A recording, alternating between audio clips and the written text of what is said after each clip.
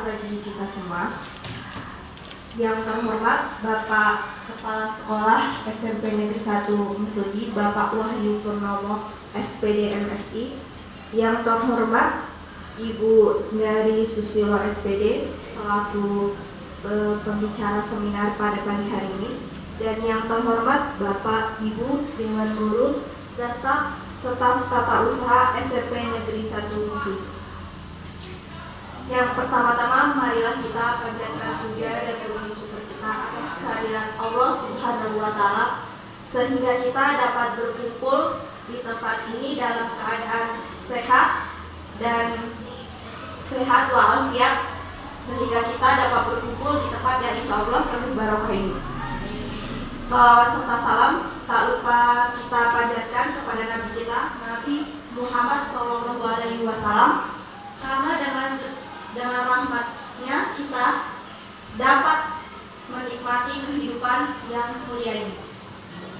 Langsung saja ke acara inti. Sebelum kita memulai seminar pada pagi hari ini, ada baiknya kita melafazkan lafaz basmalah terlebih dahulu. Yang kedua yaitu acara inti pemberian materi. Sebelum pemberian materi yaitu sambutan Bapak Kepala Sekolah kepada Bapak Wahyu Purnomo SPD MSI, kami persilakan. Bismillahirrahmanirrahim. Assalamualaikum warahmatullahi wabarakatuh. Alhamdulillahirabbil alamin. Pada pagi hari ini Bapak Ibu semua kita dipertemukan di ruangan ini dalam kondisi sehat walafiat. Yang kami hormati Bapak Ibu guru tanpa terkecuali dan Mbak Dari yang hari ini khusus berkaitan dengan teori CGP. Selamat, mudah-mudahan penyampaian hari ini akan maksimal dan Bapak Ibu akan sama-sama bisa memaknai teori ini dengan baik. Bapak Ibu yang kami hormati, mohon izin waktunya dalam beberapa waktu ke depan Mbak Dari izin ke lembaga ini untuk menyampaikan teori CGP, dari apa yang menjadi tugas dan tanggung jawabnya berkaitan CGP. Suatu hal adalah sosialisasi, jadi mohon maaf pada Bapak Ibu semua, maknai teori ini sebagai transformasi ilmu pemahaman pada saat atau zamannya sekarang ini, karena berkaitan tugas. Jangan dimaknai, mohon maaf Bapak Ibu, menggurui, jangan demikian. Karena pada posisi kalau menggurui nanti maknanya berbeda, tapi hari ini adalah bagian transformasi teori kekinian. Kaitannya Bapak Ibu, mohon maaf, kita sudah ketinggalan beberapa langkah dari sekolah lain. Kita di posisi zona aman, seolah-olah kita ini adalah yang baik dan terbaik. Tapi memang benar di posisi area kita sendiri yang baik dan terbaik. Tapi kalau kita mau melihat kanan kiri, toleh ke atas ke bawah dan ke sebagai segala penjuru, sekolah kita ini termasuk yang sudah tertinggal di tataran Kabupaten Oki. Tapi ini jangan pesimis Bapak Ibu, kita harus punya optimis. Ketinggalannya di mana, orang lain sudah di mana, nah itu yang perlu Bapak Ibu kita artinya ada optimis. Ya Bapak Ibu ya. Nah termasuk berkaitan dengan CGP. CGP adalah bagian dari transformasi pemahaman sistem pembelajaran yang ada pada saat ini. Arahnya ke sana Bapak Ibu. Orang lain sudah menggunakan kurikulum merdeka. Tingkatannya ada 3 kurikulum merdeka Pak Bu. Ada yang berkaitan dengan masih menggunakan K13, tapi sudah merdeka belajar, sudah menggunakan merdeka belajar, tapi kurikulumnya sudah merdeka belajar, dan ada sekolah yang sudah mentransformasikan, sudah mengembangkan, sudah menggerakkan. Kita ini belum masuk ke 3 level itu Pak Bu. Jadi mohon maaf betul di mana kesalahan, kekurangan, kelemahannya. Katakan Bapak Ibu tidak punya salah, tidak punya kelemahan, tapi kelemahannya ada di kepala sekolah. Itu bagus. Tapi ini bagian dari teori kita di dalam, Bapak Ibu. Jadi kalau Bapak Ibu diajak cerita dengan saudara kita, sekolah mana sekolah itu, Bapak Ibu bisa memendam diri dengan kebanggaan di sekolah kita. Silakan Ustaz. Dengan kebanggaan yang sudah kita capai pada hari ini, untuk mengurangi rasa kecil hati kita. Karena sekolah yang sudah menggunakan kurikulum merdeka, sudah transformasi sistem belajar merdeka, kalau kita adu head to head kita belum juga tentu kalah, Pak. Jadi itu untuk memotivasi kita. Nah, artinya teori-teori terbaru, mohon maaf Bu Santi, mungkin teorinya Bu Santi sama dengan berbagai seperti ini. Sebagai manusia yang hidup di lingkungan sosial tidak bisa dipungkiri.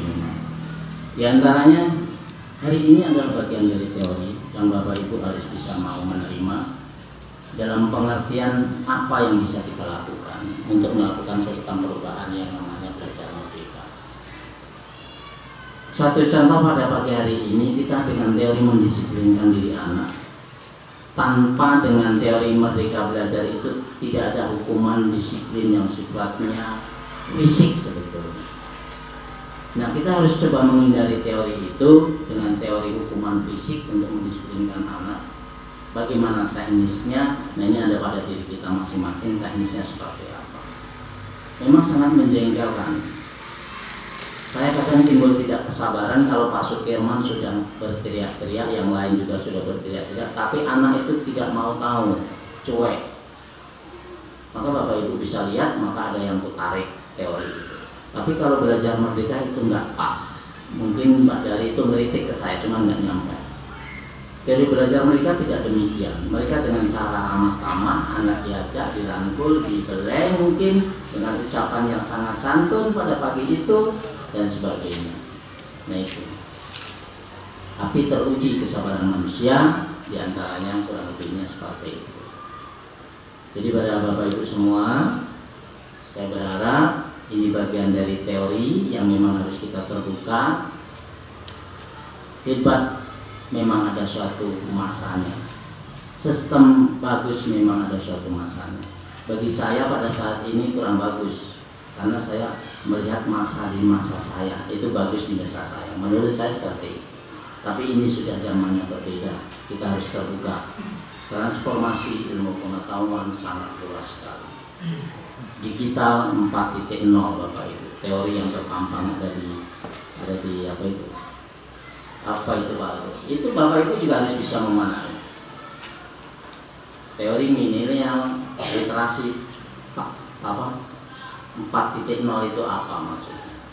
Nah itu bagian juga dari kegiatan segitu. Jadi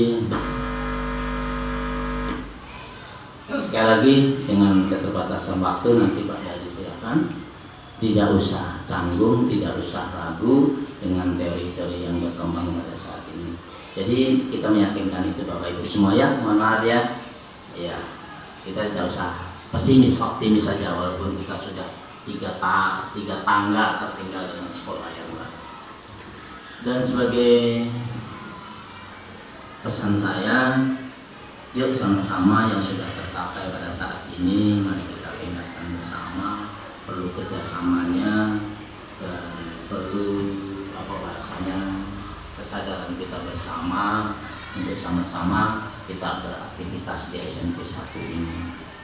Dan mudah-mudahan apa yang kita lakukan itu bermakna bagi anak-anak semua, dan anak-anak itu memang harus dikawal, dipantau, diiring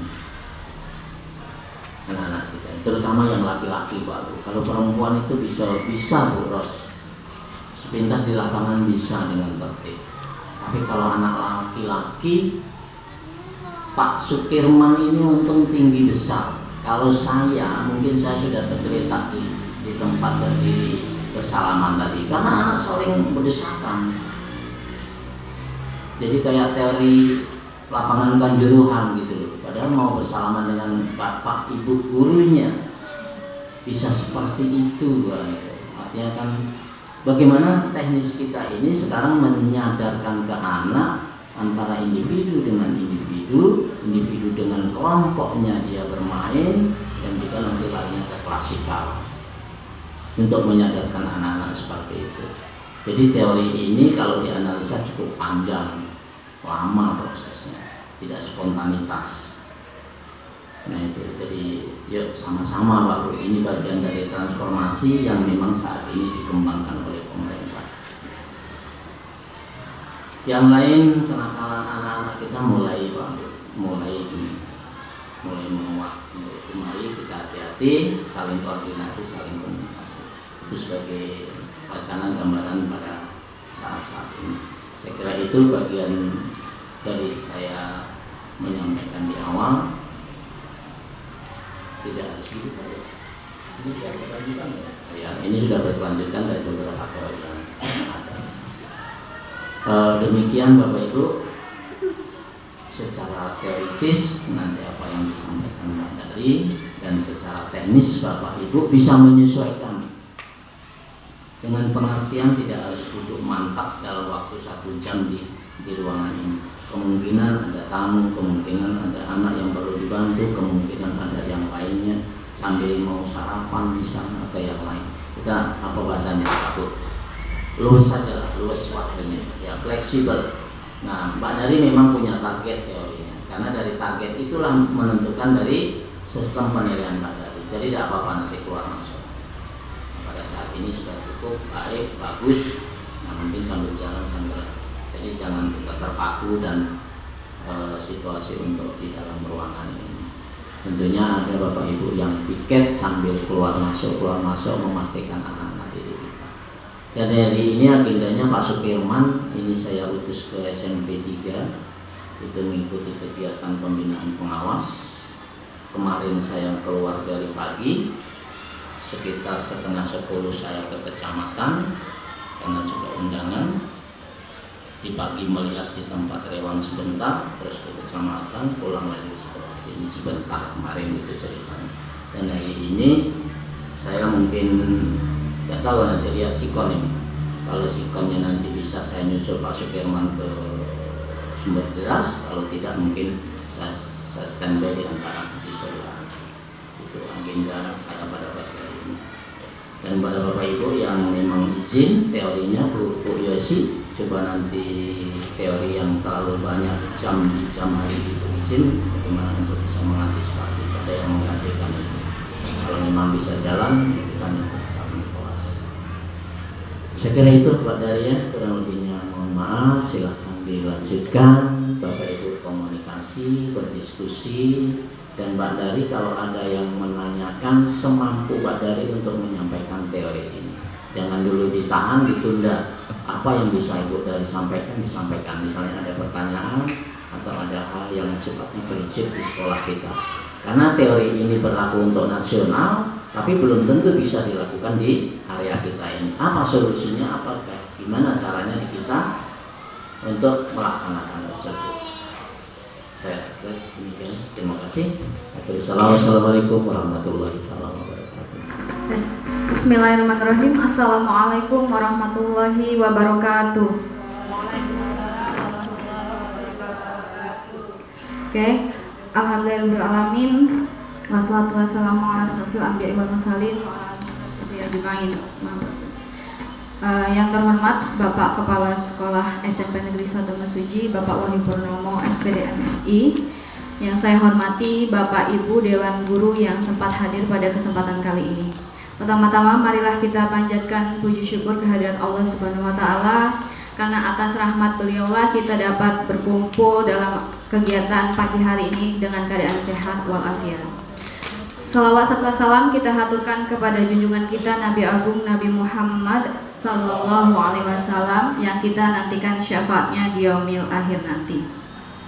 Baiklah Bapak Ibu, agenda pada pagi hari ini yaitu mengenai pengimbasan tentang materi atau modul yang sudah saya pelajari selama mengikuti pendidikan guru penggerak, yaitu mengenai diseminasi budaya positif. Diseminasi atau menyalurkan informasi kepada Bapak Ibu dengan tujuan untuk berbagi, Bapak Ibu ya.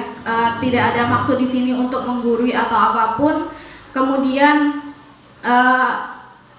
nanti dari materi-materi yang saya paparkan pun kurang lebih ada yang sudah saya laksanakan, ada juga yang belum bisa maksimal saya terapkan. Nah, dengan harapan nanti dari apa yang saya sampaikan mungkin bisa jadi inspirasi bagi Bapak Ibu yang perlu diketahui dulu Bapak Ibu, jadi dalam program pendidikan guru penggerak ini ya, saya termasuk dari angkatan 7, yaitu di angkatan 7 di OKI ini ada 5 kelompok dan saya tergabung dalam kelompok B1. Kemudian ada pengajar praktik. Pengajar praktik itu Bapak Susanto ya, yang kemarin ikut pendampingan individu 2. Jadi beliau ini bertugas untuk mendampingi secara langsung, misalkan secara terjun langsung ke lapangan.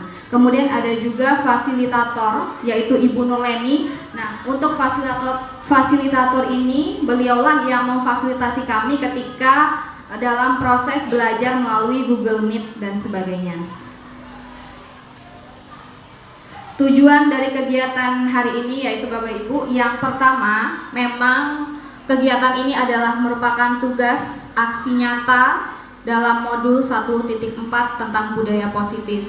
Jadi sejauh ini saya sudah mempelajari satu modul, dan dalam satu modul itu ada 4 subbab, yaitu modul 1.1 sampai 1.4. Untuk modul 1.1 itu temanya adalah filosofi pendidikan dari Ki Hajar Dewantara. Kemudian 1.2 itu tentang nilai dan peran guru penggerak. Untuk modul 1.3 yaitu tentang visi dan prakarsa perubahan yang Sabtu kemarin sudah saya sampaikan.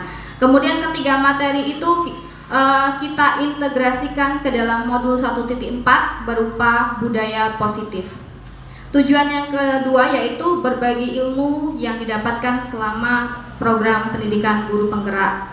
Yang ketiga, dengan harapan saya dan Bapak Ibu guru dapat melakukan kerjasama demi untuk meningkatkan sekolah kita menjadi lebih baik lagi. Oke, kita langsung masuk ke yang pertama ya Bapak Ibu.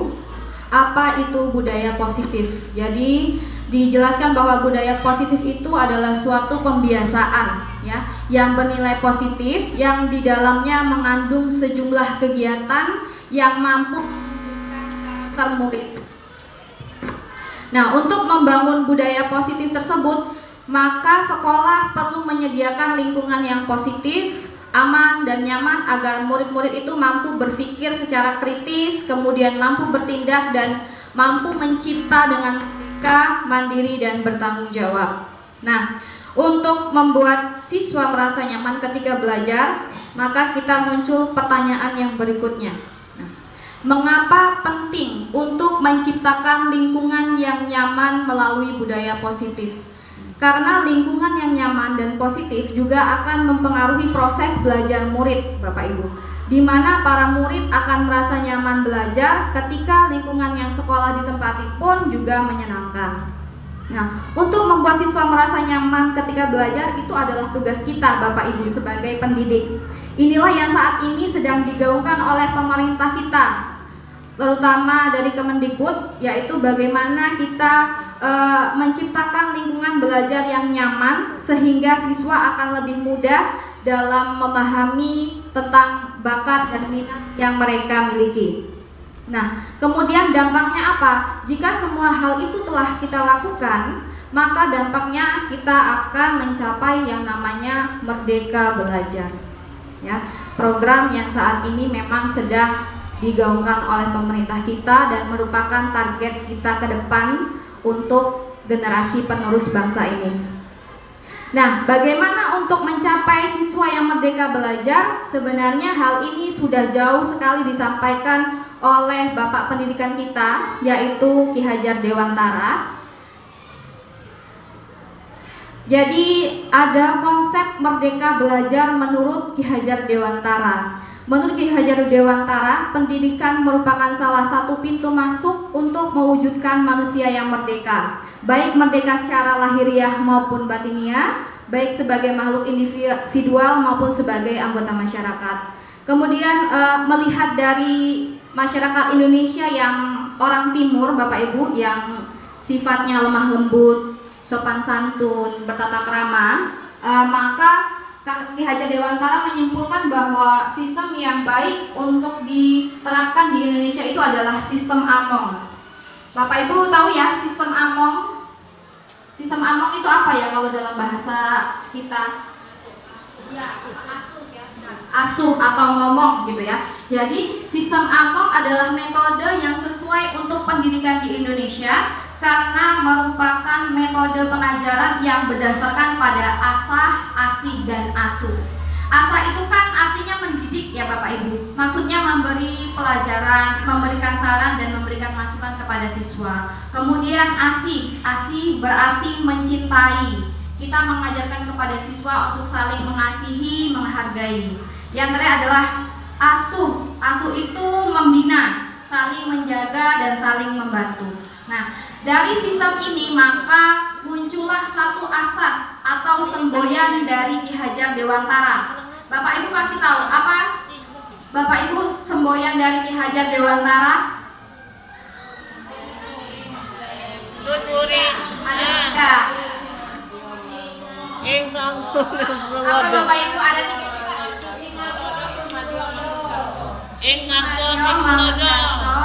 Tuturi Handayani, ya.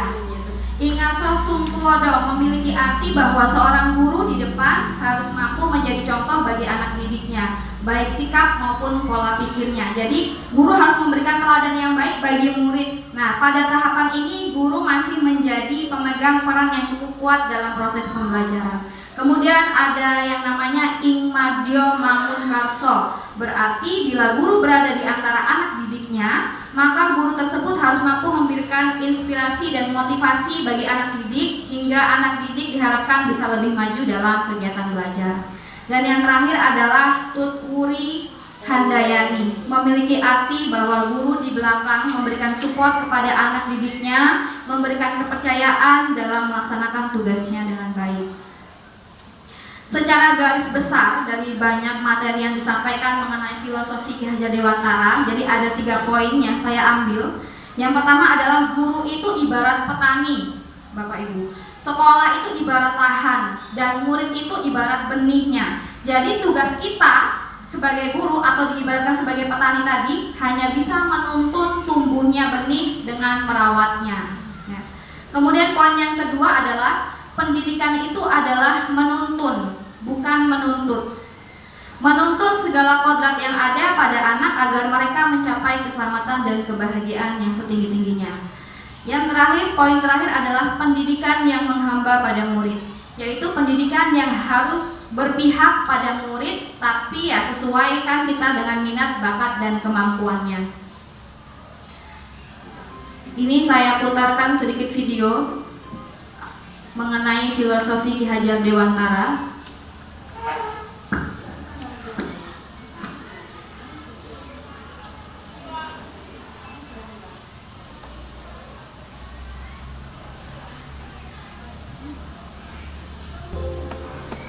Setiap tanggal 2 Mei, kita memperingati Hari Pendidikan Nasional yang diambil dari hari kelahiran Ki Hajar Dewantara. Melalui pendidikan, Ki Hajar berjuang melawan penjajah Belanda. Seperti apa ceritanya? Ayo teman-teman, kita simak bersama. Ki Hajar Dewantara terlahir dengan nama Raden Mas Suwardi Suryaningrat pada tanggal 2 Mei 1889. Ia dibesarkan dalam lingkungan Keraton Pakualam di Yogyakarta. Ki Hajar sempat kuliah di Stovia atau Sekolah Dokter Pribumi. Kemudian ia bekerja sebagai wartawan di koran seperti Utusan Hindia dan Kaum Muda. Sejak muda, Ki Hajar berani menentang pemerintah kolonial Belanda.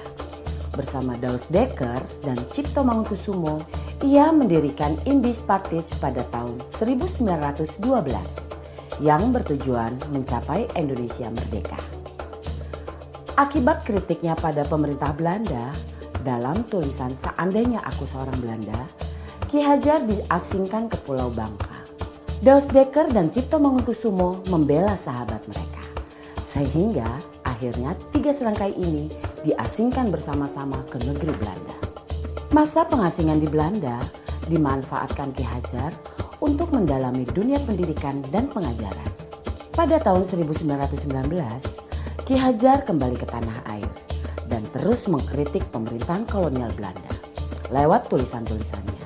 Akibatnya, ia pun sering keluar masuk penjara. Tanggal 3 Juli 1922, Ki Hajar mendirikan Lembaga Pendidikan Taman Siswa di Yogyakarta. Sejak saat itu, Suwardi Suryaningrat memakai nama Ki Hajar Dewantara. Anak-anak dari semua kalangan, baik ningrat maupun rakyat biasa, bisa bersekolah di Taman Siswa. Perguruan ini memiliki semboyan Ing Ngarso Sung Tulodo, Ing Madyo Mangunkarso, Tutwuri Handayani. Artinya, di depan memberi contoh, di tengah membangun semangat, dan di belakang memberi dorongan. Prinsip ini berlaku untuk semua pamong atau guru dan murid di Taman Siswa. Setelah Indonesia merdeka, Presiden Soekarno mengangkat Ki Hajar sebagai Menteri Pendidikan pertama. Semboyan Tutwuri Handayani pun hingga kini tetap dipakai dalam dunia pendidikan Indonesia. Bapak Ibu calon guru penggerak telah menyimak video profil sejarah Bapak Pendidikan Nasional kita Ki Hajar Dewantara. Pada kesempatan ini, izinkan saya untuk memaparkan refleksi saya terkait pemikiran Ki Hajar Dewantara untuk membuat kita lebih memahami impian besar beliau untuk membawa anak Indonesia mencapai kemerdekaan belajar. Ada dua hal yang ingin saya sampaikan di sini. Pertama, beliau berkata bahwa pendidikan adalah tempat persemaian benih-benih kebudayaan. Pada hal ini, Ki Hajar membuat sebuah koneksi dua hal yang tidak terpisahkan antara pendidikan dan kebudayaan. Dua hal ini adalah satu kesatuan. Menurut Ki Hajar, untuk mencapai kebudayaan yang kita mimpikan, peradaban bangsa yang kita cita-citakan, pendidikan adalah fondasinya. Atau dengan bahasanya Ki Hajar adalah tempat persemaian benih-benih kebudayaan. Dengan kata lain, pekerjaan yang kita lakukan di pendidikan bukan saja pekerjaan untuk anak bersekolah, ujian hasilnya baik, dan lain sebagainya, tapi adalah pekerjaan untuk menjemput kebudayaan yang kita cita-citakan. Dengan kata lain, ini adalah pekerjaan untuk membentuk peradaban. Jadi ini peran yang sangat penting antara pendidikan dan kebudayaan. Dua-duanya adalah satu ikatan yang tidak bisa dilepaskan. Yang kedua, inti dari filsafat Ki Hajar Dewantara itu adalah perubahan. Dalam hal ini, bagi saya, analogi yang tepat untuk filsafat Ki Hajar Dewantara itu adalah seperti tata surya. Selalu bergerak, selalu tidak pernah berhenti dari waktu ke waktu, dia tidak pernah statis. Karena itu, bagi Ki Hajar, kebudayaan tidak boleh statis, harus terus bergerak. Dalam upaya pemeliharaan kebudayaan, bagi Ki Hajar, itu harus terus bergerak sesuai dengan kodrat alam dan kodrat zamannya. Jika kebudayaan itu terisolasi, kebudayaan itu akan menuju kehancuran. Pendidikan pun juga sama, tidak boleh statis. Pendidikan harus terus berubah, menjawab tuntutan zamannya. Karena sepertinya kalau dalam tata surya itu, kalau Bapak Ibu bayangkan, kalau planet itu berhenti bergerak statis dia, itu akan terjadi sebuah chaos, sebuah kekacauan. Dan itulah yang dilihat oleh Ki Hajar bahwa semuanya itu harus terus bergerak dan bergerak, tidak pernah berhenti. Artinya perubahan adalah hal yang kekal, yang harus terus terjadi. Selanjutnya, planet-planet itu pun dalam tata surya tidak ada yang sama. Di sini terlihat keberagaman. Ada planet Merkurius, ada planet Venus, ada Bumi, ada Mars, dan seterusnya. Dalam melihat planet-planet ini, inilah yang kita juga lihat dalam kebudayaan dan pendidikan. Dalam kebudayaan menurut Ki Hajar tidak ada yang sama. Ada kebudayaan yang mungkin seperti Mars, ada seperti Bumi gitu ya, tapi tidak bisa disamakan. Ketika kita melakukan pertukaran kebudayaan, itu bukan untuk menyamakan semuanya, tapi untuk menguatkan identitas dari masing-masing kebudayaan. Dan kebudayaan itu terus berputar dan terus berputar kepada sumbu yang sama. Dan dalam filosofi Ki Hajar, sumbunya ini atau di mana semua planet itu bersumbu itu adalah nilai-nilai kemanusiaan. Dan ini yang menjadi hal yang esensi dari semua kebudayaan, dimanapun kebudayaan itu berada. Baik itu kebudayaan di Indonesia yang beragam maupun kebudayaan dunia yang juga sangat beragam. Esensinya menurut Ki Hajar adalah nilai-nilai kemanusiaan.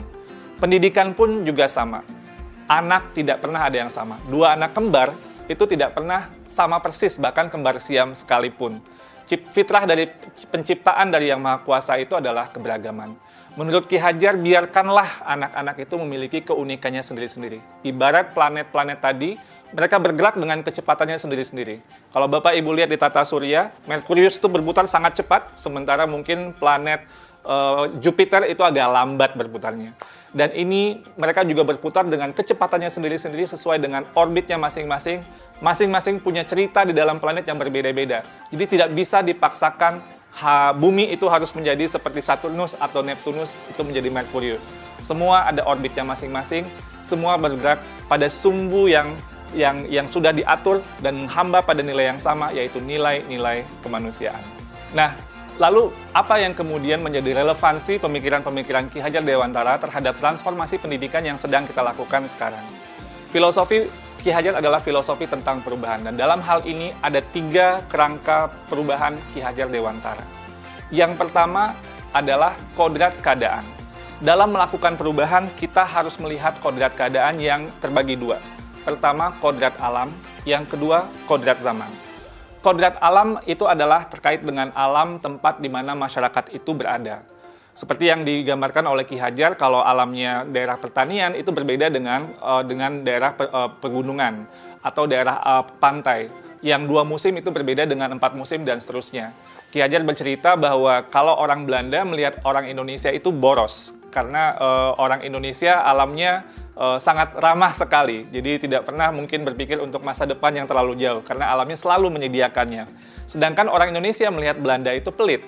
Tapi ini Belanda dibentuk oleh alamnya juga, karena dia harus hidup 4 musim, dia harus berhemat, karena nanti ketika datang musim dingin, tidak bisa lagi tumbuh atau pertanian tidak bisa bergerak. Jadi ini kodrat alam yang membentuk sebuah kebudayaan, kebiasaan sebuah masyarakat. Nah, lalu juga ada kodrat zaman, bagian kedua dari kodrat keadaan.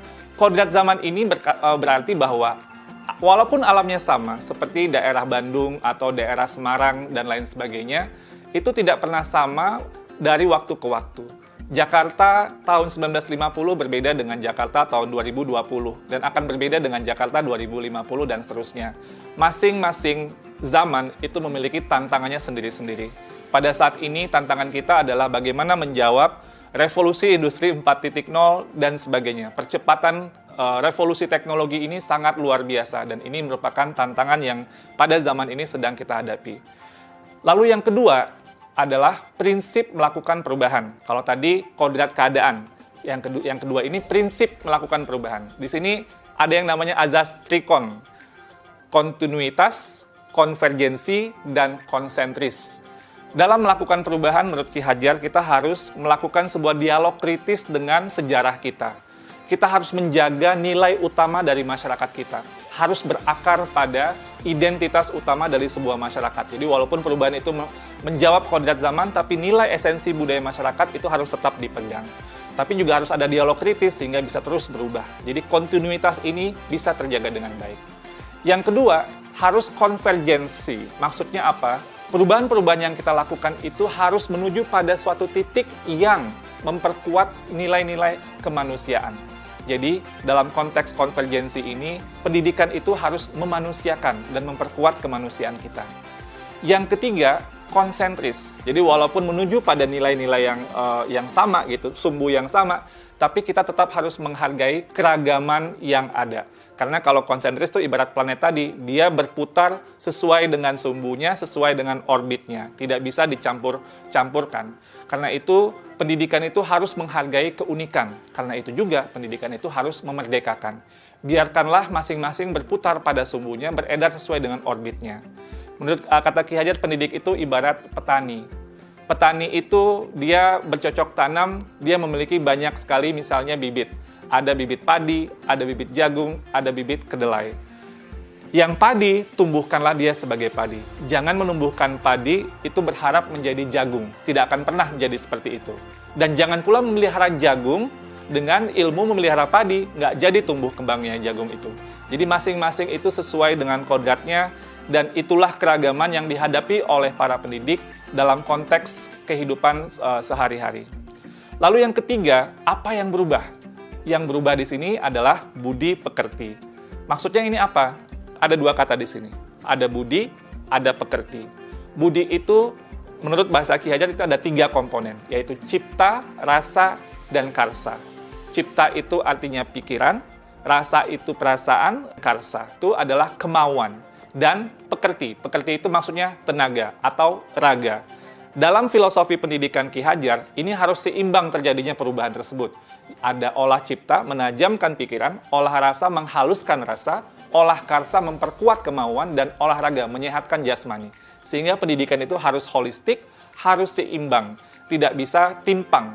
Kalau pendidikan ini bisa kita lakukan dengan seimbang, menurut Ki Hajar, ini akan terjadi kesempurnaan budi pekerti yang membawa kita pada kebijaksanaan.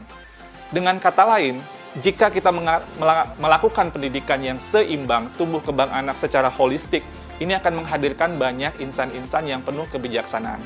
Sebaliknya, jika kita melakukan pendidikan dengan timpang, maka kita akan menciptakan masyarakat yang langka, bahkan mungkin hampa dengan kebijaksanaan. Pada akhirnya, semua disiplin ilmu harus menuju kepada kebijaksanaan. Dan relevansi yang kedua dari apa yang kita pelajari dari filosofi Ki Hajar Dewantara adalah keharusan untuk memandang anak dengan rasa hormat, berorientasi kepada anak. Jadi apa tujuan pendidikan kita? Itu adalah murid, murid, murid. Jadi menurut Ki Hajar, semua yang kita lakukan di bidang pendidikan dan para pendidik itu harus berorientasi penuh kepada murid. Dengan bahasa Ki Hajar, salah satu azas dari Taman Siswa, bebas dari segala ikatan, dengan suci hati mendekati sang anak, tidak untuk meminta suatu hak, namun untuk berhamba pada sang anak. Kata-kata berhamba pada sang anak adalah sebuah analogi, tapi memiliki kedalaman nilai yang luar biasa. Bahwa Ki Hajar, seorang yang sangat ditokohkan, melihat bahwa berorientasi kepada anak ini adalah hal yang paling utama, paling esensial bagi kita para pendidik. Semoga refleksi singkat ini bisa menjadi sebuah inspirasi bagi Bapak Ibu semua, calon-calon guru penggerak yang saya banggakan. Terima kasih Bapak Ibu penggerak, salam bahagia. Baik, Bapak Ibu, tadi adalah video refleksi dari Bapak Iwan Syahril. Beliau adalah staf Kemendikbud. Nah, yang saya tekankan tadi, video tadi adalah bahwa pendidikan itu harus disesuaikan dengan kodrat alam dan kodrat zaman. Ya. Kodrat alam tentunya pendidikan kita yang ada di desa ini, yang di Mesuji, pasti berbeda dengan yang di Kayu Agung. Kemudian yang di Kayu Agung juga pasti berbeda dengan yang di Palembang. Jadi kita sesuaikan cara mendidik kita sesuaikan dengan kodrat alam atau dengan kondisi yang ada di sekolah kita. Kemudian sesuai dengan kodrat zaman. Kita tidak bisa menyamakan siswa yang di tahun 90-an, siswa yang 2000-an dengan siswa yang sekarang. Sering kita mengeluh, termasuk saya juga.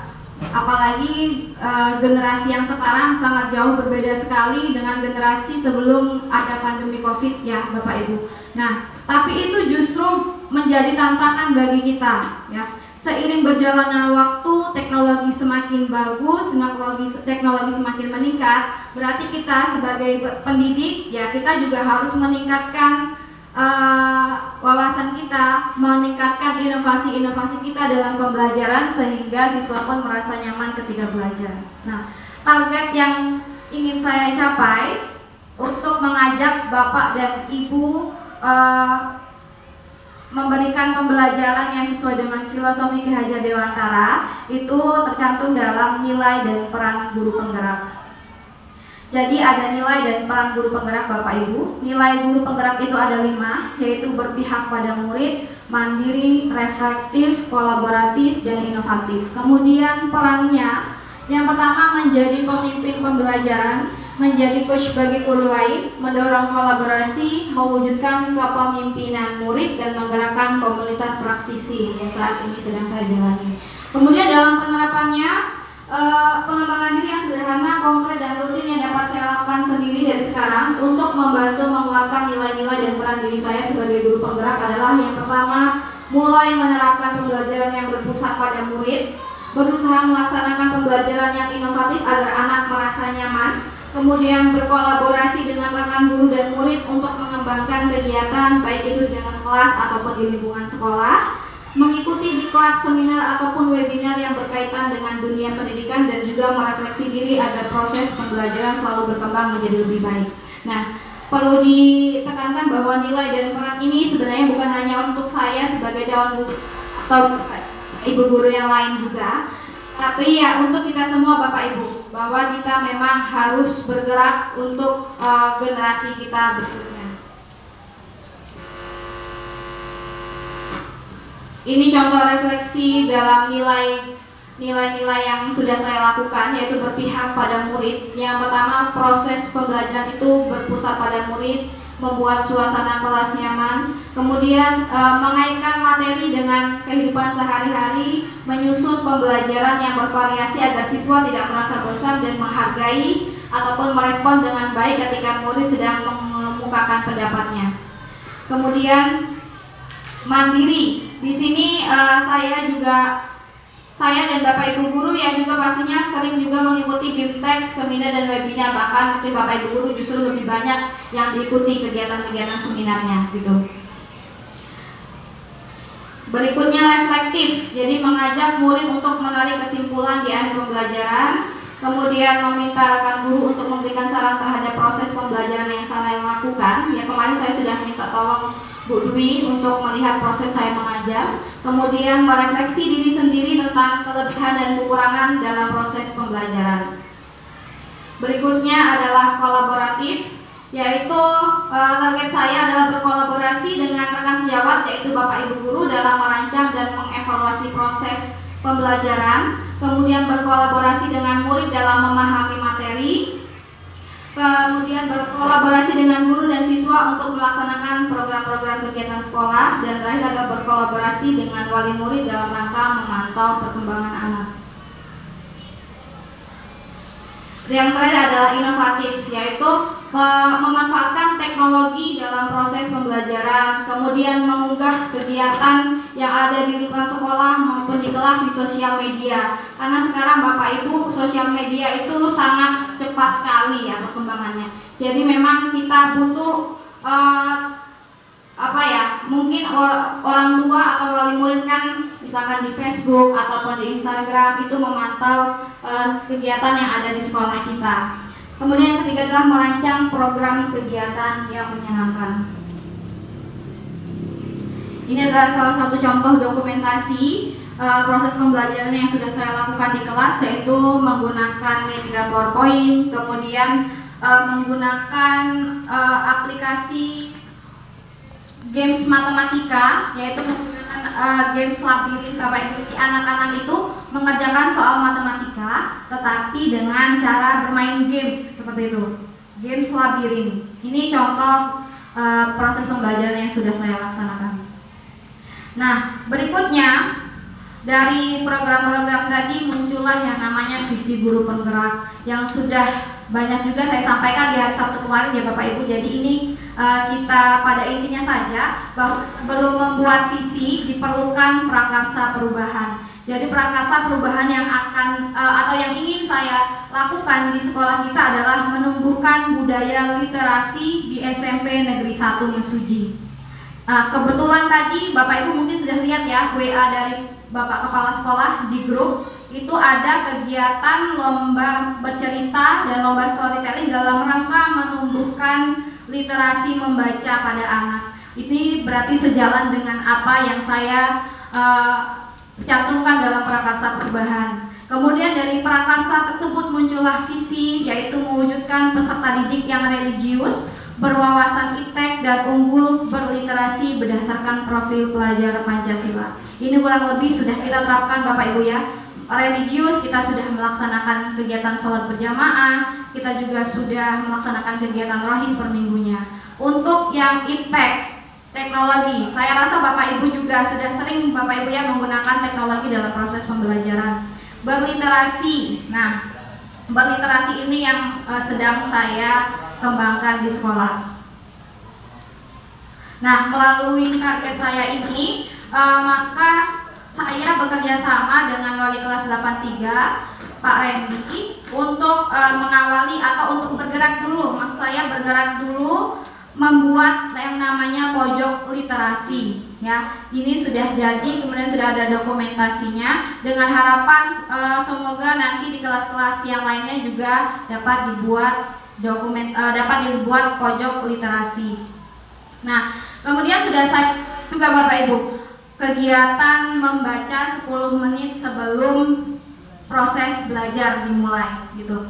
Jadi buku-buku ini saya dapatkan dari perpustakaan. Waktu itu saya izin sama Pak Medi, Pak saya izin ya mencari buku-buku bacaan. Jadi buku-buku bacaan yang saya bagikan ke anak itu temanya beda-beda gitu. Jadi saya kasih kesempatan mereka membaca 10-15 menit.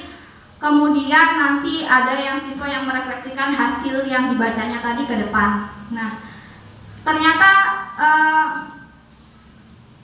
cukup baik Bapak. Ini adalah contoh dari siswa yang merefleksikan hasil buku yang dibaca. Waalaikumsalam warahmatullahi wabarakatuh.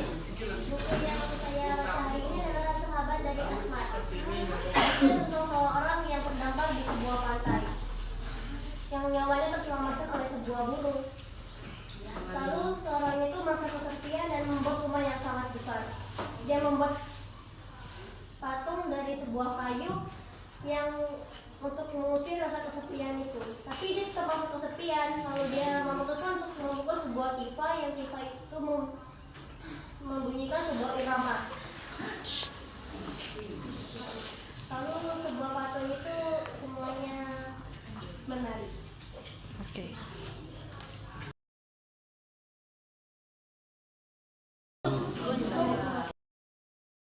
Siswa yang melakukan refleksi atau bercerita tentang buku apa yang dibaca. Di sini dapat dilihat ya, anak tersebut masih kurang percaya diri, masih malu-malu. Tapi di sini target kita bahwa kita pengen siswa itu lebih aktif lagi dalam pembelajaran. Kalau kita mentargetkan siswa yang sudah pintar, sudah aktif di kelas, itu memang siswa itu sudah pintar. Jadi maksud saya yang kita targetkan adalah siswa yang kurang aktif atau siswa yang masih pasif untuk tampil ke depan. Nah, kemudian Bapak Ibu, sebelum kita ke budaya positif, jadi dari hasil literasi itu, kemudian banyak juga ternyata siswa yang merespon, Bu, bukunya boleh nggak saya pinjamkan, belum selesai dibaca. Nah, itu juga saya juga menjawabnya nanti ya nak, kita komunikasikan dulu dengan pihak perpustakaan. Memang ini perpustakaan kita saat ini memang dipakai ya Pak Bu untuk kegiatan pembelajaran, tapi untuk proses pinjam meminjam buku sepertinya masih vakum ya. Nah, itu yang mungkin saya harapkan, atau nanti mungkin muncul ide dari Bapak Ibu guru bagaimana supaya buku-buku yang ada di perpustakaan itu bisa kita anak-anak itu bisa membaca, anak-anak itu bisa meminjam buku itu supaya apa? Supaya menambah literasi mereka. Kemudian saya juga mengarahkan kepada anak-anak untuk membaca buku itu ya tidak harus buku yang berat-berat, tidak harus buku biografi, tidak harus buku tentang pelajaran. Silakanlah membaca novel yang sesuai usianya, kemudian membaca komik dan lain-lain. Dari membaca tersebut kan nanti mulai tergerak untuk tertarik dengan buku bacaan dengan jenis yang lainnya. Nah, kemudian dari kegiatan literasi atau dari pembelajaran yang menurut filosofi Ki Hajar Dewantara tadi, ketika kita sudah melakukan pembiasaan tersebut seperti literasi, kemudian seperti kegiatan rohis yang kita sudah laksanakan, maka kegiatan-kegiatan tersebut akan membudaya. Setelah kegiatan itu membudaya, maka di sekolah kita akan muncul yang namanya budaya positif. Nah, jadi konsep utama budaya positif itu ada perubahan paradigma, kemudian konsep disiplin positif, motivasi perilaku manusia, keyakinan kelas, pemenuhan 5 kebutuhan dasar manusia, 5 posisi kontrol, dan segitiga restitusi. Terus terang Bapak Ibu, dari modul yang terakhir ini yaitu tentang budaya positif, banyak sekali hal-hal yang baru yang saya dapatkan.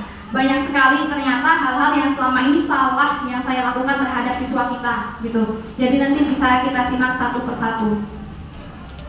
Untuk perubahan paradigma belajar atau stimulus respon pada siswa, Jadi untuk membangun budaya yang positif, sekolah perlu menyediakan lingkungan yang aman dan nyaman agar murid-murid mampu berpikir, bertindak, dan mencipta dengan merdeka, mandiri, dan bertanggung jawab. Itu adalah salah satu strategi yang ditinjau adalah bentuk disiplinnya yang kita jalankan. Di sekolah kita ini sudah cukup disiplin Bapak Ibu ya, cuma nanti bisa kedepannya kita lebih meningkatkan kembali. Kemudian konsep disiplin positif. Ketika mendengar kata disiplin, apa yang terbayang di benak kita Bapak Ibu? Disiplin. Apa yang terlintas di pikiran kita ketika ada kalimat disiplin? Mungkin Bapak Ibu ada yang mau memberikan refleksinya?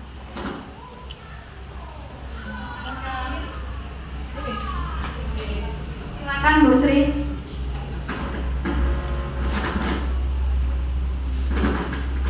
Assalamualaikum warahmatullahi wabarakatuh. Bu Nari tadi menyampaikan apa yang terlintas di pikiran kita ketika ada kata-kata disiplin. Nah, kata-kata disiplin itu kalau menurut pandangan saya suatu kebiasaan yang dilakukan secara rutinitas ya. Contohnya dalam melaksanakan tugas piket lingkungan sekolah. Ketika ada anak-anak yang tidak melaksanakan kewajibannya untuk melakukan tugasnya membersihkan lingkungan sekolah, anak tersebut dikatakan tidak memiliki sikap disiplin. Kalau mereka memiliki sikap disiplin, maka anak-anak itu akan merasa tahu dan merasa bertanggung jawab terhadap tugas dia hari ini apa. Salah satunya adalah membersihkan lingkungan sekolah tanpa disuruh, tanpa diperintah oleh kita sebagai bapak dan ibu guru yang berada di lingkungan sekolah.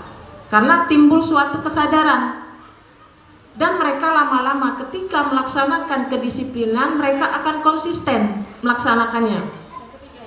Maka kebudayaan disiplin ini saya sangat setuju sekali kalau memang diterapkan dalam budaya berpikir positif.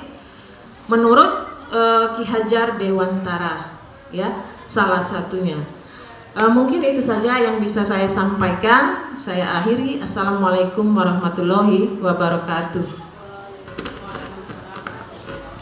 Baik, terima kasih kepada Ibu Sri karena sudah menyampaikan refleksinya mengenai disiplin, ya. Jadi Bapak Ibu, dari yang saya pelajari bahwa kebanyakan orang akan menghubungkan kata disiplin dengan tata tertib, teratur, dan kepatuhan pada peraturan. Kata disiplin juga sering dihubungkan dengan hukuman, padahal itu sungguh berbeda karena belajar tentang disiplin positif tidak harus dengan memberi hukuman. Ki Hajar Dewantara menyatakan bahwa untuk mencapai kemerdekaan atau dalam konteks pendidikan kita saat ini, untuk menciptakan murid yang merdeka, syarat utamanya adalah harus ada disiplin yang kuat. Nah, disiplin yang dimaksud itu adalah disiplin diri yang memiliki motivasi dari internal atau dari diri para murid itu sendiri. Jika kita tidak memiliki motivasi internal, maka kita memerlukan pihak lain untuk mendisiplinkan kita, yaitu dalam hal ini adalah Bapak Ibu guru. Kita atau yang namanya itu motivasi eksternal, ya, karena berasal dari luar bukan dari dalam diri siswa tersebut. Yang berikutnya yang ada dalam budaya positif adalah tentang teori motivasi perilaku manusia.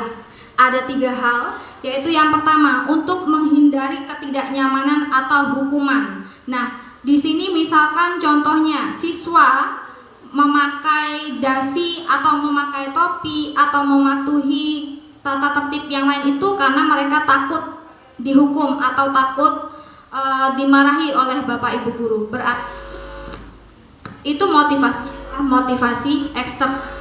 Kemudian yang kedua, untuk mendapatkan imbalan atau penghargaan dari orang lain. Nah, dalam hal ini siswa itu melakukan yang diperintahkan oleh Bapak Ibu guru, mengerjakan tugas dan sebagainya itu untuk mendapatkan reward. Nah, poin pertama dan kedua ini kalau bisa kita hindari Bapak Ibu. Ini juga terkadang masih terjadi pada saya. Targetnya adalah pada poin ketiga, untuk menjadi orang yang mereka inginkan dan menghargai diri sendiri dengan nilai-nilai yang mereka percaya. Jadi target kita siswa itu ketika melakukan sesuatu memang dari dirinya sendiri. Ketika nanti saya melakukan ini, apa yang terjadi pada diri saya? Nah, itu berarti yang kita targetkan adalah motivasi internal atau motivasi dari diri mereka. Berikutnya adalah keyakinan kelas. Mengapa keyakinan kelas, bukan peraturan kelas? Jadi yang pertama, mengapa kita memiliki peraturan tentang penggunaan helm pada saat mengendarai kendaraan roda 2? Misalkan ada pertanyaan itu, karena supaya kita mendapatkan keselamatan ya Bapak Ibu kalau kita pakai helm. Kemudian permisalan yang kedua, mengapa kita memiliki peraturan tentang penggunaan masker dan mencuci tangan setiap hari? Karena supaya kita menjaga kesehatan dari tubuh kita. Itulah tadi sebenarnya karena kita meyakini bahwa pakai masker berarti kita bisa menjaga kesehatan kita. Begitu juga ketika kita di dalam kelas. Ketika kita membuat keyakinan kelas, maka kita sebagai guru dan juga siswa bahwa meyakini yang telah kita diskusikan, yang telah kita bahas biasanya di awal semester ya Bapak Ibu, itu yang akan kita terapkan selama proses pembelajaran. Keyakinan kelas ini bersifatnya lebih abstrak daripada peraturan yang lebih rinci dan konkret. Jadi dalam keyakinan kelas itu berupa pernyataan-pernyataan yang universal. Pernyataan keyakinan kelas senantiasa dibuat dalam bentuk positif. Kemudian warga kelas hendaknya ikut berkontribusi dalam pembuatan keyakinan kelas. Jadi bukan dari kita Bapak Ibu. Biasanya kalau peraturan itu kan yang membuat kita Bapak Ibu guru ataupun dari pihak sekolah. Tetapi kalau keyakinan kelas, kita beri kesempatan kepada siswa untuk berpendapat, kemudian dalam hal positif ya, kemudian disetujui oleh seluruh anggota kelas dan juga oleh Bapak Ibu gurunya. Ini salah satu dokumentasi keyakinan kelas yang sudah saya laksanakan. Jadi siswa masing-masing menulis keyakinan kelas atau kesepakatan kelas yang mereka buat, kemudian nanti dipajang di kelas. Saya yakin Bapak Ibu juga sudah melakukan keyakinan kelas atau kesepakatan. Mungkin bedanya mungkin belum didokumentasikan ya. Gitu. Yang berikutnya, 5 kebutuhan dasar manusia. Apa saja yang menjadi kebutuhan dasar manusia? Kita simak video berikut.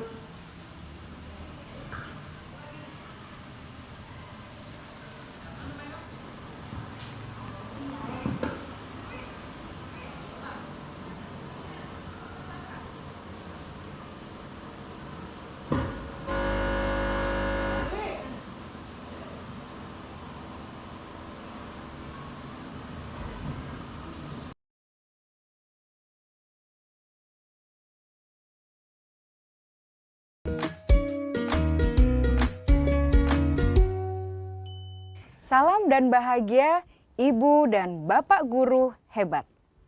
Untuk membangun budaya sekolah yang positif dengan lingkungan yang aman dan mendukung murid untuk menjadi pribadi yang berdaya, seimbang, dan bahagia, salah satu upaya yang dapat dilakukan oleh guru adalah memahami kebutuhan dasar yang mendasari perilaku murid. Pada video kali ini, kita akan membahas tentang 5 kebutuhan dasar manusia.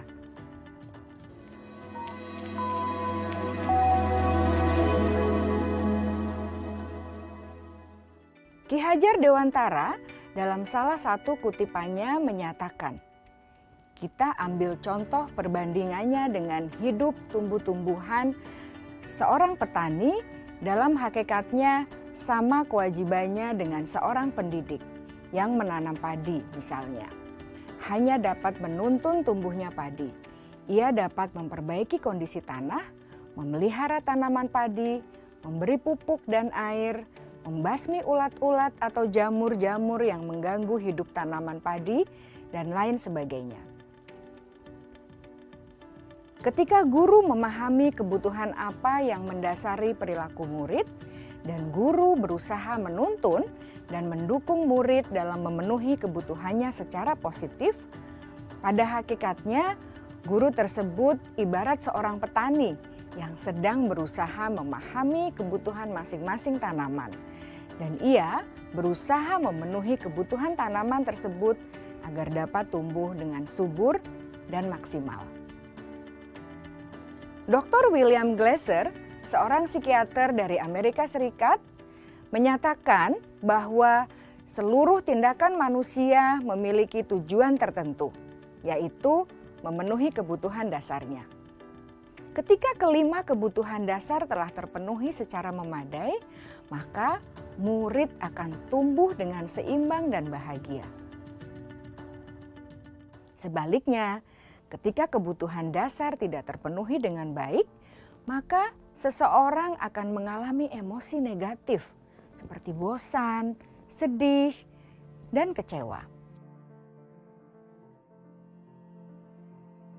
Bahkan mereka dapat melakukan perbuatan yang bertentangan dengan nilai-nilai kebajikan atau melanggar peraturan. Dengan kata lain, perilaku buruk seseorang biasanya adalah respons dari kebutuhan yang tidak terpenuhi. Namun, mereka tidak tahu cara untuk menyampaikannya. Ada 5 kebutuhan dasar manusia menurut Dr. William Glasser, yaitu yang pertama, kebutuhan untuk bertahan hidup atau survival. Yang kedua, kebutuhan untuk merasa diterima atau love and belonging. Yang ketiga, kebutuhan akan kebebasan atau freedom. Yang keempat, kebutuhan akan kesenangan atau fun. Dan yang kelima, kebutuhan akan penguasaan atau power.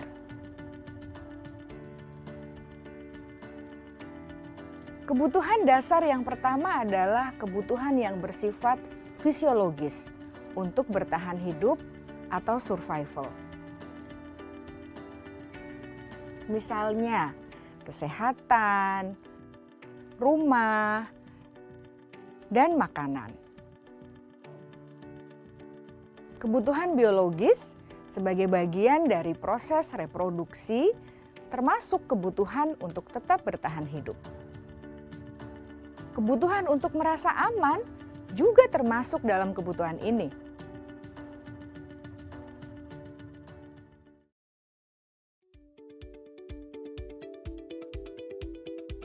Agar murid dapat belajar dengan baik, kebutuhan mereka akan rasa aman, pangan, sandang, dan papan harus terpenuhi. Bagaimana mungkin mereka dapat belajar dengan baik bila mereka datang ke sekolah dengan perut yang lapar atau bila rumah mereka kebanjiran?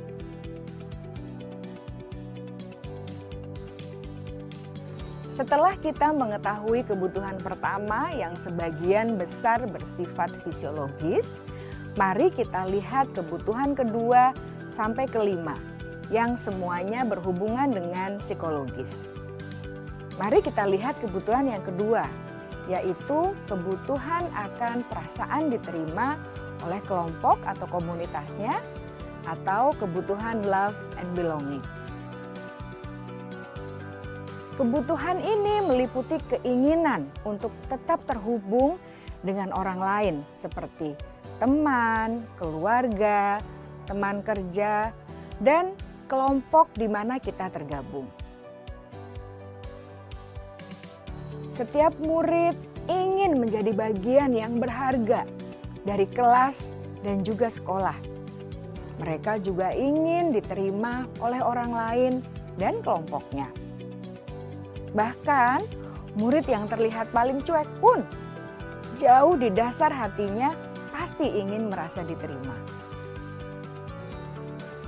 Sebagai guru, seharusnya kita dapat menerima murid kita apa adanya, sesuai dengan kodratnya. Karena setiap murid adalah unik.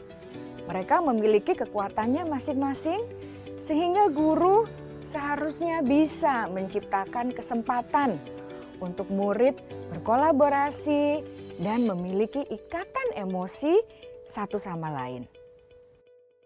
Murid-murid yang memiliki kebutuhan yang besar untuk merasa diterima, biasanya mereka belajar karena suka pada gurunya, dan mereka juga suka bekerja dalam kelompok.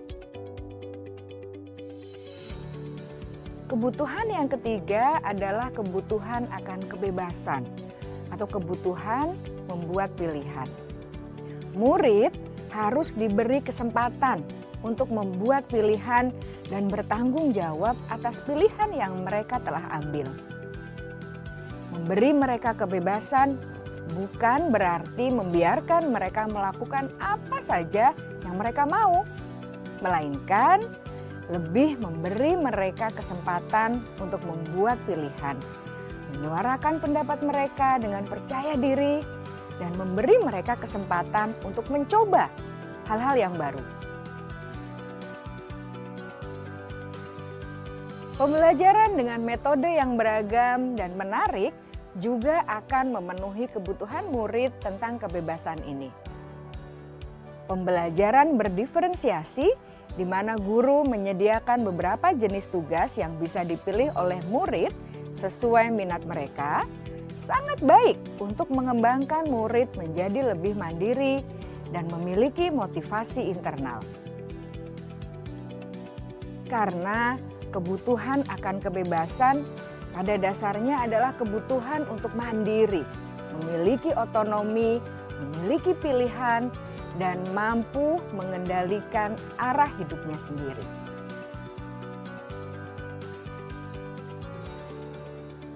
Kebutuhan yang keempat adalah kebutuhan akan kesenangan.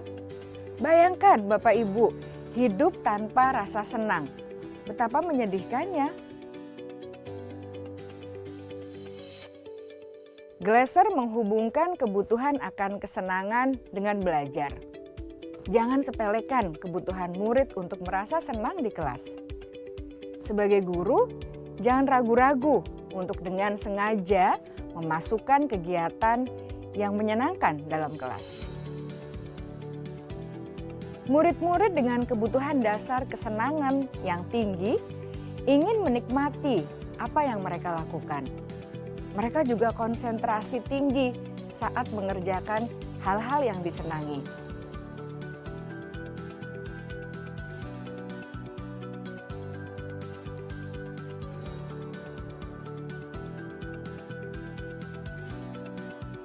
Kebutuhan yang kelima adalah kebutuhan akan penguasaan. Setiap murid memiliki kebutuhan untuk merasa kompeten, menjadi terampil, diakui pencapaian dan keterampilannya, didengarkan, bisa membuat dampak dan pengaruh, dan memiliki rasa harga diri.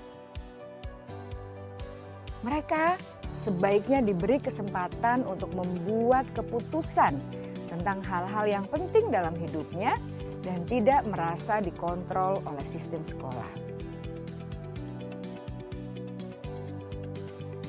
Pada murid yang telah menginjak usia remaja, seringkali mereka merasa tidak memegang kendali atas kehidupannya sendiri, karena guru kerap kali berpengaruh dalam mengambil keputusan.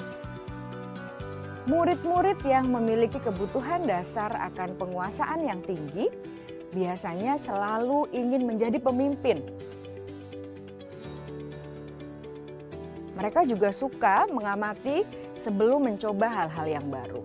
Mereka juga perfeksionis dan merasa kecewa bila melakukan kesalahan.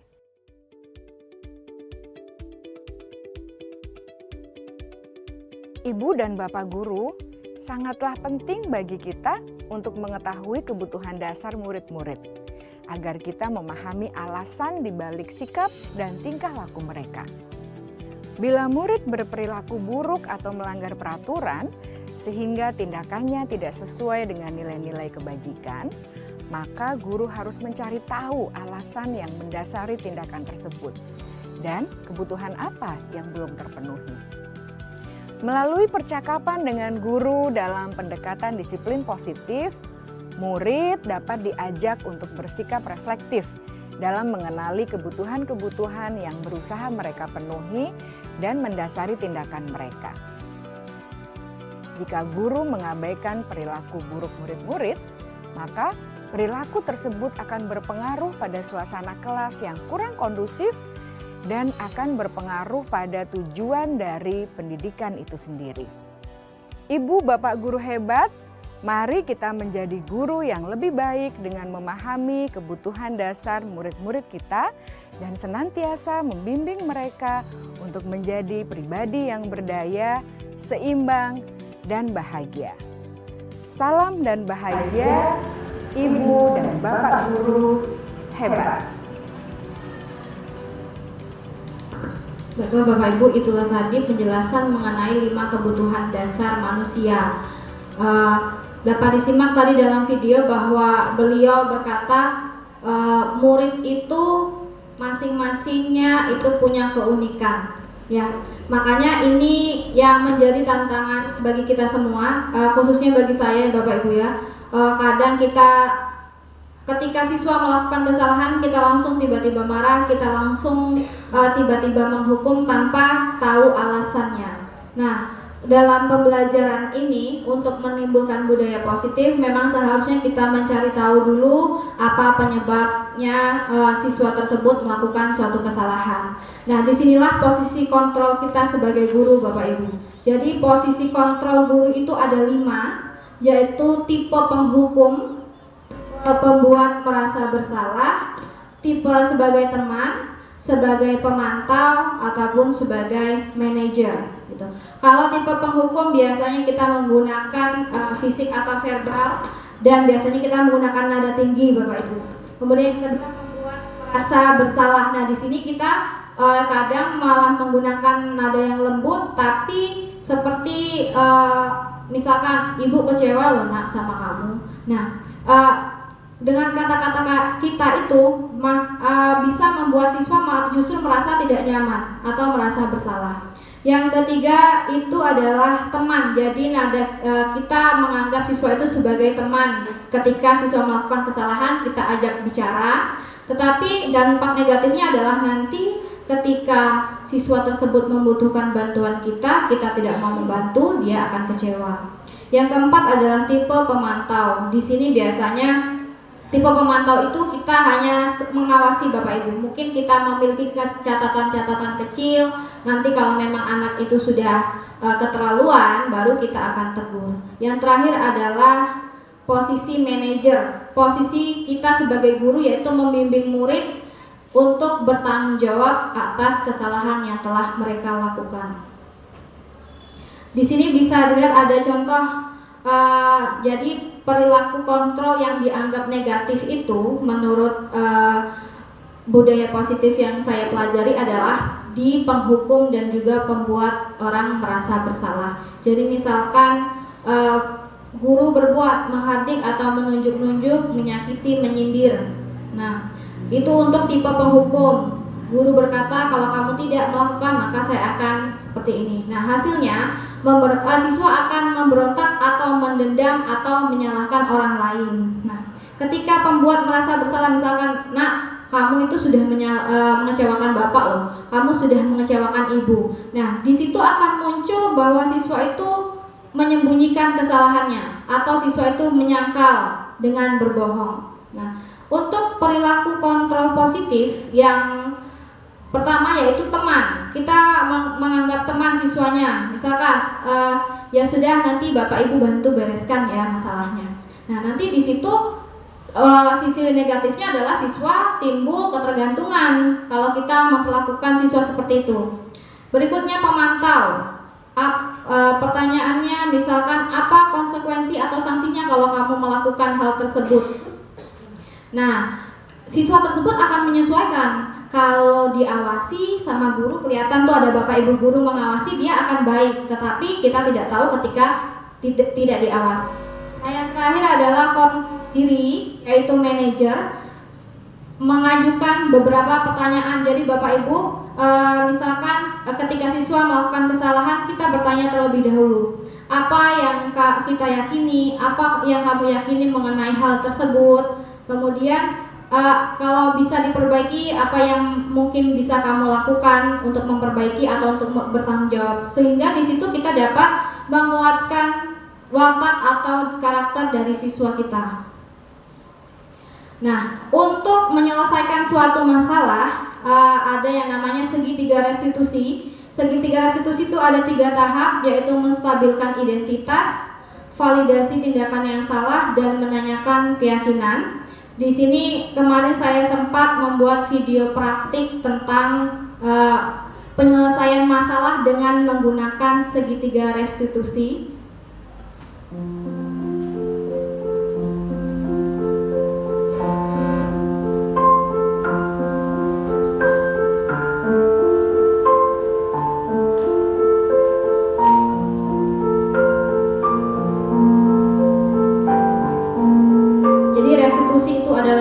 Menciptakan kondisi bagi murid untuk bisa memperbaiki kesalahan mereka, sehingga mereka bisa kembali kepada kelompok mereka tanpa ada rasa takut atau tanpa ada rasa merasa canggung.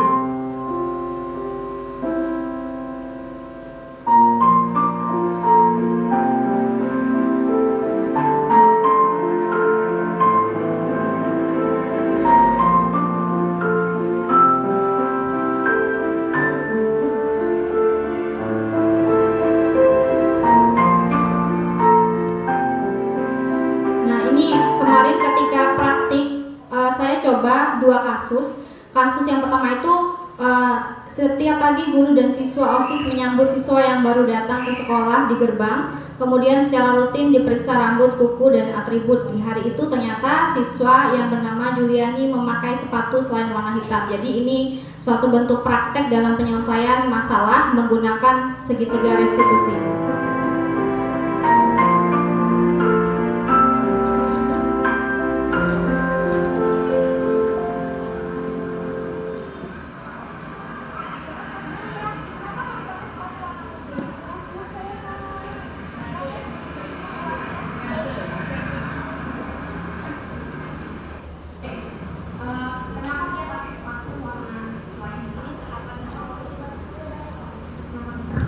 Tahapan pertama yaitu menstabilkan identitas. Kita bertanya dulu kepada siswa.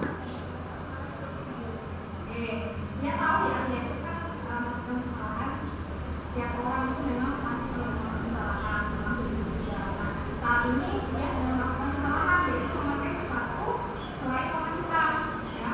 Nah, di sini tidak akan mencari siapa yang salah, tetapi juga akan membantu mengatasi masalah yang hadapi saat ini.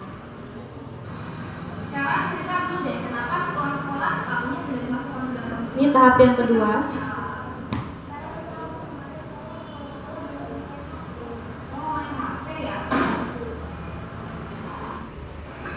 Dia masih ingat nggak tentang nilai-nilai yang sudah dikasihkan? Dan apa sih tujuan bahwa sepatu itu harus berwarna hitam? Baik, apa coba? Oke, nah di situ itu menurut dia penting apa tidak? Nah sekarang ibu tanya ke dia, apa kira-kira yang dia bisa lakukan supaya tidak lagi memakai sepatu yang bukan berwarna hitam? Oke, berarti intinya itu dia tidak akan menunda pekerjaan lagi, gitu ya. Oke, bagus. Kira-kira yakin bisa nggak? Oke, sekarang ibu tanya, kira-kira kapan dia akan melakukan apa yang dia katakan? Oke, jadi mulai besok dia akan menjadi orang yang lebih disiplin lagi ya, tidak menunda pekerjaan, sehingga hal-hal yang seperti ini tadi tidak terulang kembali. Oke, sekarang silakan membagi pekerjaannya dari kegiatan kelas meeting. Silakan dulu. Silakan. Sama-sama. Baik Bapak Ibu, itu adalah salah satu kegiatan praktik saya kemarin. Mungkin dalam sehari-hari saya juga jujur masih kesulitan untuk menerapkan segitiga restitusi dalam menyelesaikan masalah. Tapi mudah-mudahan setelah ini bisa menginspirasi Bapak Ibu bahwa memang seharusnya dalam menghadapi masalah siswa kita menggunakan tahapan-tahapan seperti yang ada pada teori segitiga restitusi.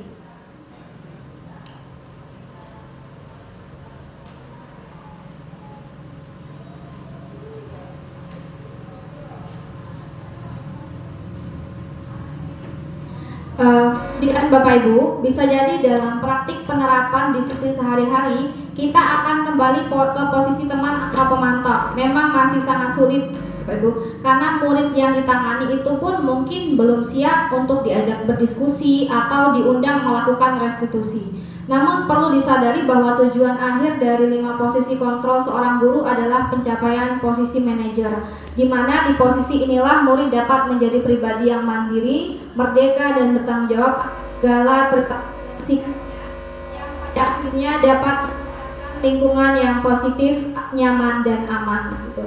Jadi memang dari 5 tahapan itu kita berproses Bapak Ibu. Kita mungkin mulai dari manajer dulu, kemudian dari tipe pemantau ke teman. Kalau memang sudah tidak bisa kita handle lagi, baru kita bisa menerapkan posisi penghukum. Jadi kita bertindak sesuai dengan tahapan. Nah, demikian tadi pemaparan mengenai budaya positif yang ingin kita terapkan di lingkungan sekolah kita Bapak Ibu. Kemudian ini ada sedikit respon siswa mengenai proses pembelajaran yang sudah saya terapkan. Jadi siswa ini kemarin itu saya memang terus terang kepada mereka. Saya tanya, "Nak, gimana rasanya belajar dengan ibu?" gitu. Kemudian saya minta tolong untuk meresponnya diambil video Nak ya. Jadi mereka itu nunjuk tangan. Jadi anak-anak ini yang ada di video itu jujur terus terang tidak saya pilih Bapak Ibu. Mereka sendiri yang bersedia untuk memberikan respon pada pembelajaran yang saya berikan. Assalamualaikum warahmatullahi wabarakatuh.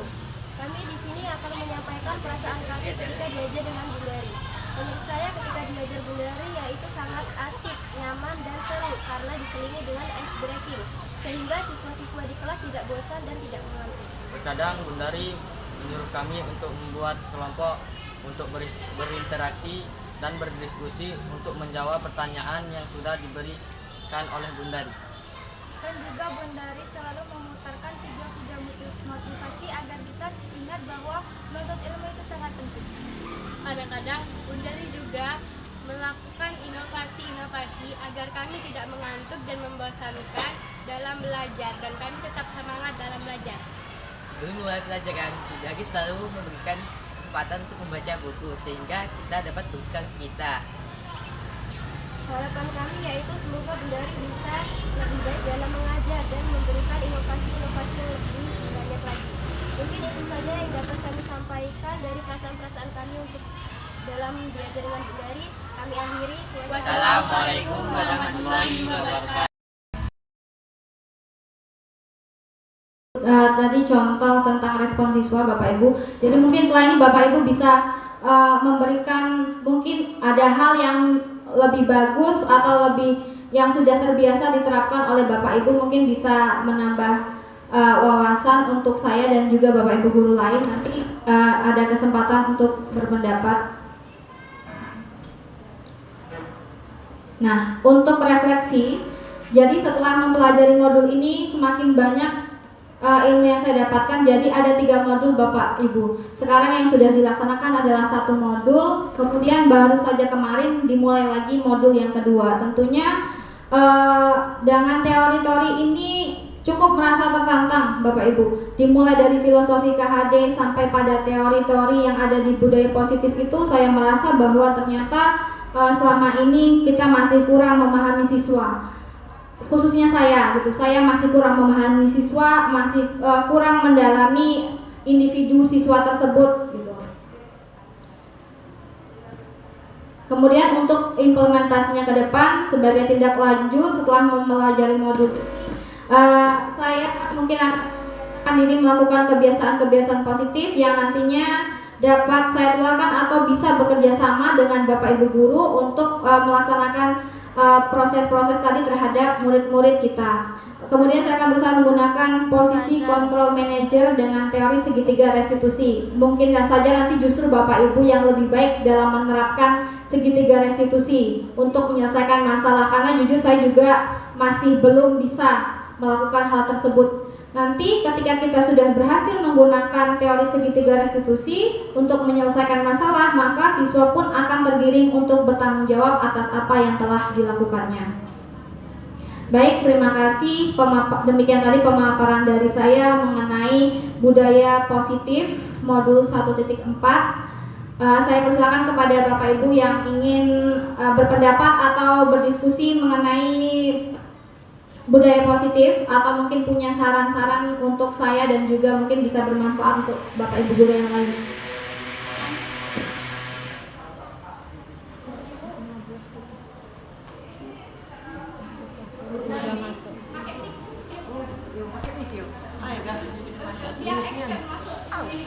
Masuk video, Bu.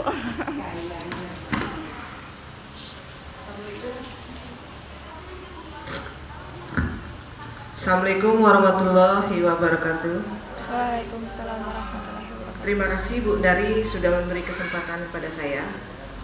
Problem saya, karena saya bagian kebersihan. Contoh pagi tadi, anak ini selalu datang siang, melewatkan kegiatan pembersihan ya. Selalu 3 anak ini terus. Kalau pas kegiliran di kelas mereka selalu absen, tidak ada. Begitu bel berbunyi, mereka udah keluar dari kelas mau apel. Akhirnya mereka melewatkan kegiatan pembersihan ya di lingkungan kita.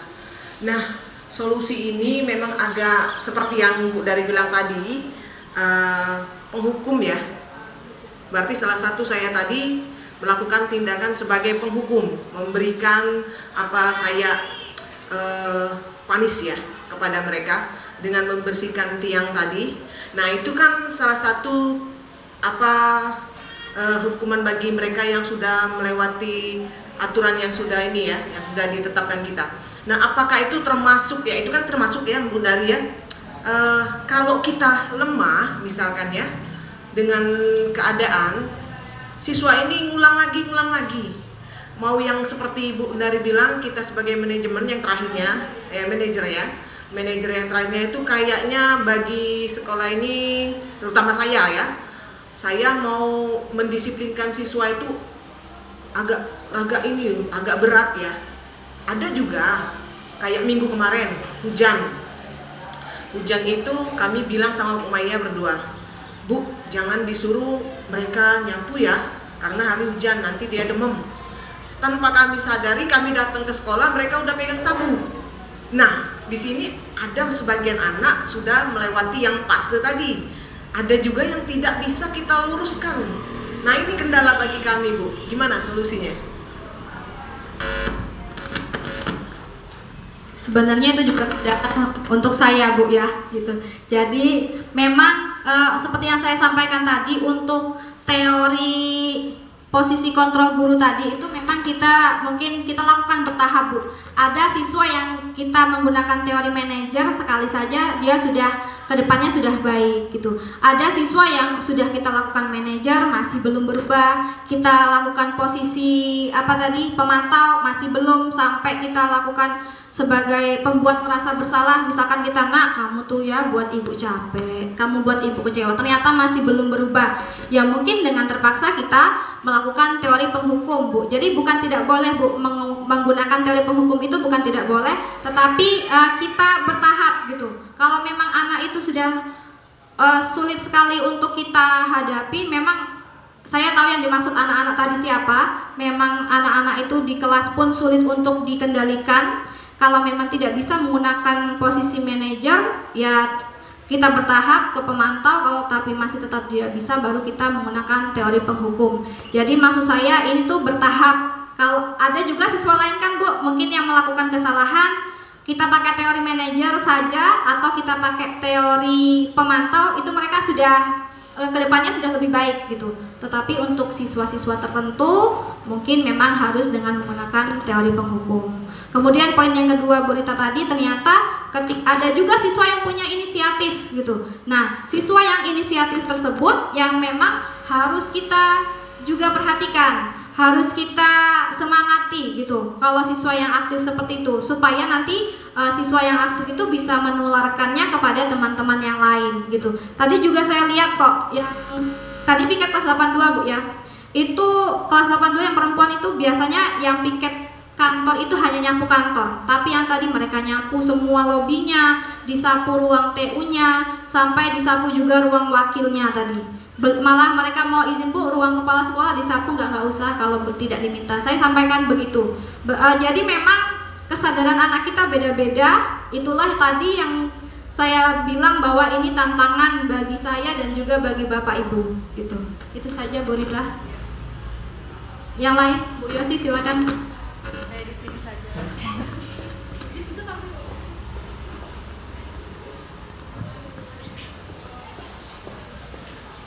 Assalamualaikum warahmatullahi wabarakatuh.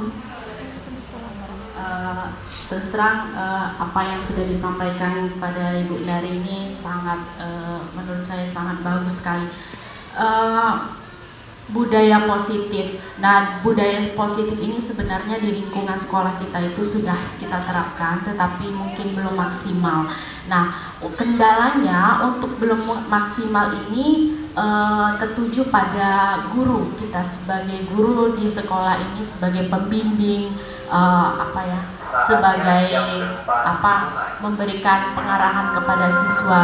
Nah, yang ingin saya tanyakan menurut Ibu Dari sebagai calon guru penggerak, bagaimana cara bisa memotivasi teman-teman guru untuk mengubah ke pola pikir yang lebih baik di dalam budaya positif. Nah, itu saja mungkin. Terima kasih.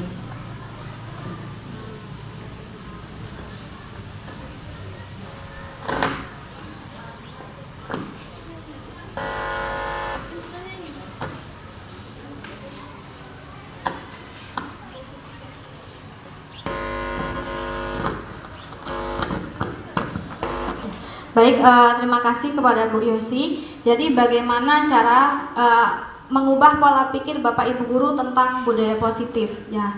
Jadi itu memang sebenarnya memang terutama dalam kegiatan guru penggerak ini adalah bertugas untuk jadi slogan kami itu tergerak, bergerak dan menggerakkan. Nah, tergerak sudah, bergerak juga sudah, tapi bagaimana menggerakkannya gitu. Itu juga salah satu yang masih sampai sekarang menjadi kendala untuk saya.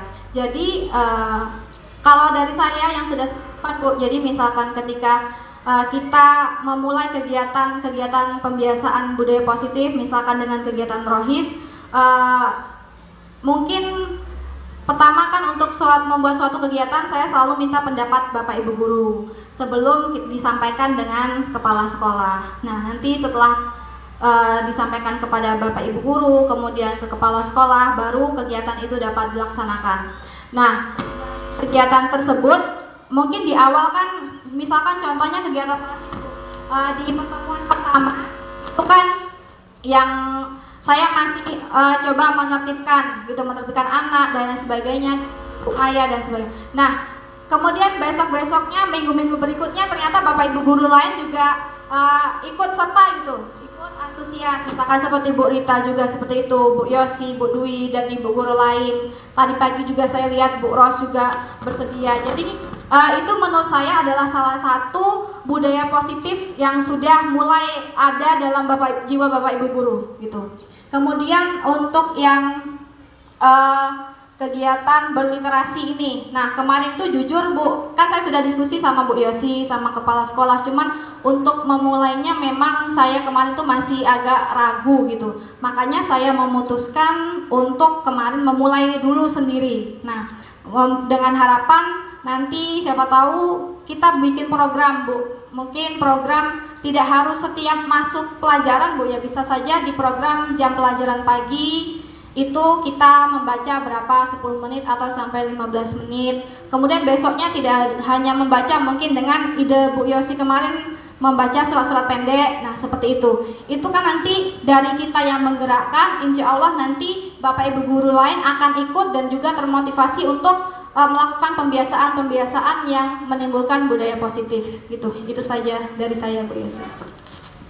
Mungkin Bapak Ibu guru yang lain atau Bu Yosi masih ada yang mau ditambahkan? Satu lagi.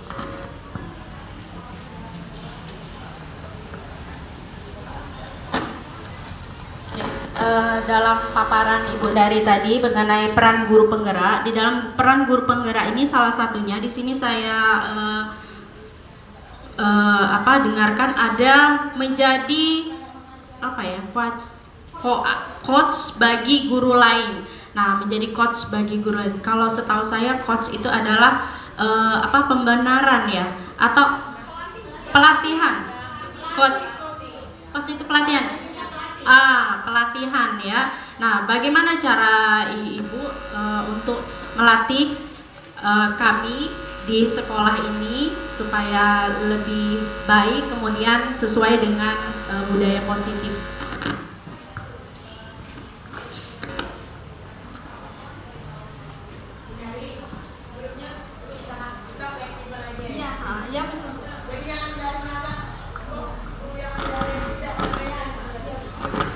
Oke, baik Bu, sebenarnya mungkin untuk menjadi coach bagi guru lain, sebenarnya kalau istilah coach mana ya, mungkin berbagi, kalau menurut saya sih berbagi praktik baik lebih tepatnya. Mungkin kan ketika kemarin contohnya sebelum saya ikut seperti kegiatan kita ujian, sama-sama kan kita membantu Bapak Ibu guru buat media Google Form, untuk membuat barcode dan lain sebagainya.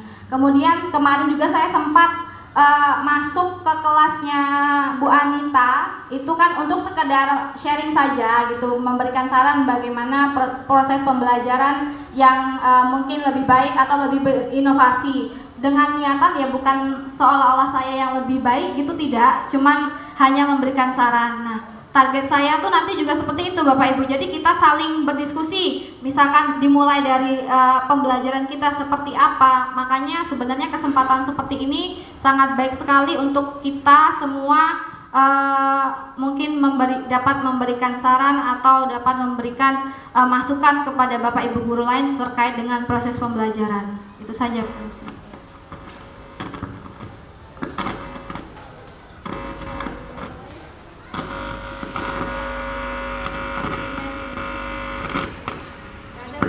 Baik, terima kasih.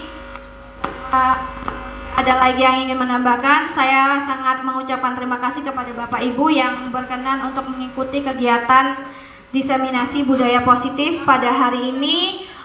Mudah-mudahan apa yang saya sampaikan bisa bermanfaat bagi Bapak Ibu, dan kemudian saya tetap meminta kritik dan sarannya. Mungkin dari apa yang saya sampaikan tadi, teori-teori itu baru sekedar teori tapi belum semua saya laksanakan gitu. Makanya saya butuh dukungan dari Bapak Ibu semua. Demikianlah tadi kegiatan diseminasi budaya positif. Terima kasih. Saya akhiri, wassalamualaikum warahmatullahi wabarakatuh.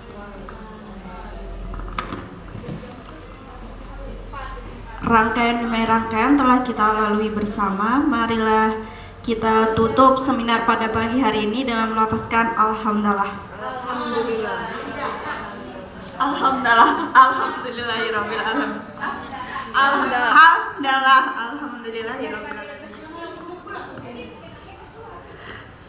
Saya tutup. Wassalamualaikum warahmatullahi wabarakatuh.